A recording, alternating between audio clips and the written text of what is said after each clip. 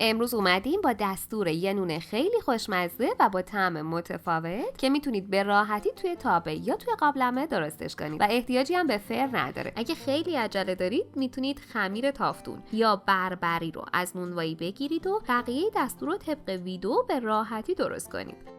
ممنون میشم دکمه سابسکرایب رو هم بزنید و یکی از دوستان و همراهان همیشگی اکوکوک باشید. اول از همه داخل تابه روغن بریزید و 1 عدد پیاز ریز خرد شده رو تفت بدید تا سبک و طلایی بشه. نمک و زردچوبه و پودر زیره از هر کدوم 1 قاشق چایخوری اضافه کنید. 1 دقیقه تفت بدید تا رنگش باز شه. 3 قاشق غذاخوری شوید تازه خرد شده یا شوید خشک بریزید و باز هم کمی تفت بدید تا عطرش آزاد شه. مواد رو کنار بذارید تا خنک شه. میتونید توی این مواد کمی گردو خرد شده هم اضافه کنید. حالا برای درست کردن خمیرمون 1 پیمانه آب ولرم، نصف قاشق غذاخوری شکر، 1 قاشق غذاخوری خمیر مایه، نصف پیمانه روغن مایه، 1 عدد تخم مرغ با هم مخلوط کنید تا کاملا یه دست شه. وقتی مواد ترکیب شدن بهشون 3 تا 4 پیمانه آرد سفید و 1 قاشق چایخوری نمک رو اضافه و مخلوط کنید. پیمانه 4 رو کم کم و تا جایی بریزید که خمیر جمع بشه و همچنان نرم باشه. چون بسته به رطوبتگیری آردتون ممکنه مقدار کمتری لازم داشته باشید. چسبندگی خمیرتون با ورز دادن و استراحت از بین میره. پس بیش از حد آرد اضافه نکنید. خمیر رو که جمع کردید مواد پیازی رو که از داغی افتاده هم اضافه کنید و 10 دقیقه ورز بدید.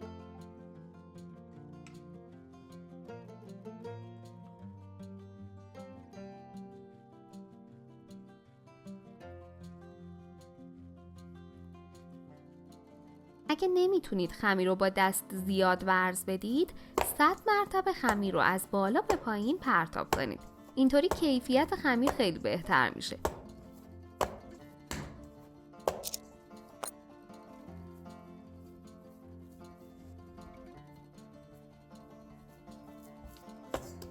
روش رو بپوشونید و 1 ساعت و تا موقعی استراحت بدید که حجمش 2 برابر بشه. خمیر که آماده شد پفش رو بگیرید.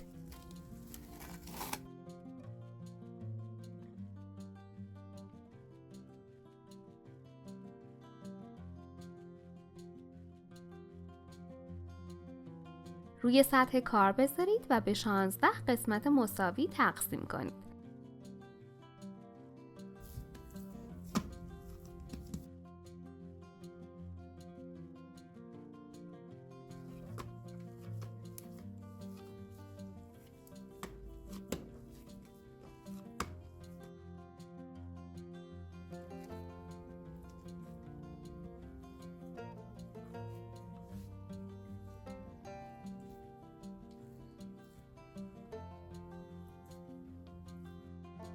هر قسمت رو چانه بگیرید و گرد کنید.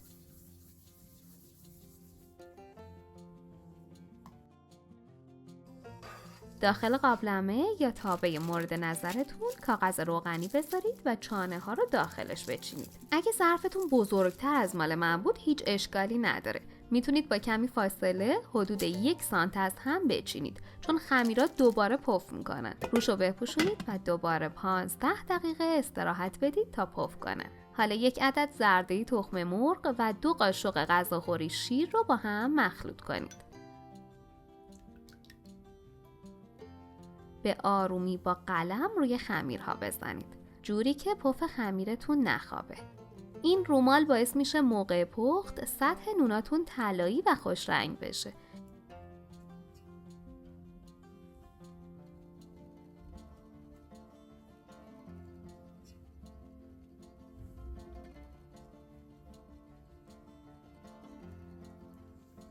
کمی هم کنجد بپاشید.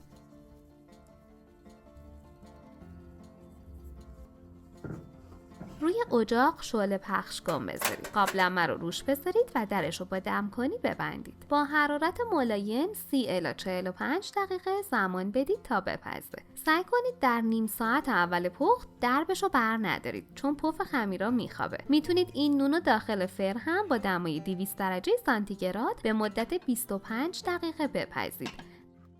برگردونید و کاغذ رو ازش جدا کنید.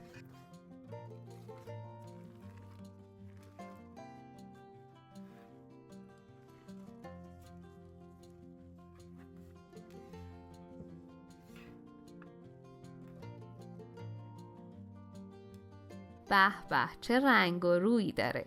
از عطرش که خونه رو برداشتم نگم، جاتون حسابی خالیه. ببینید چه بافت نرم و پنبه‌ای داره، طعمش هم محشره.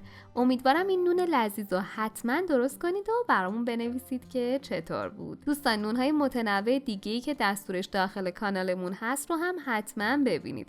مطمئنم خوشتون میاد. نوش جان.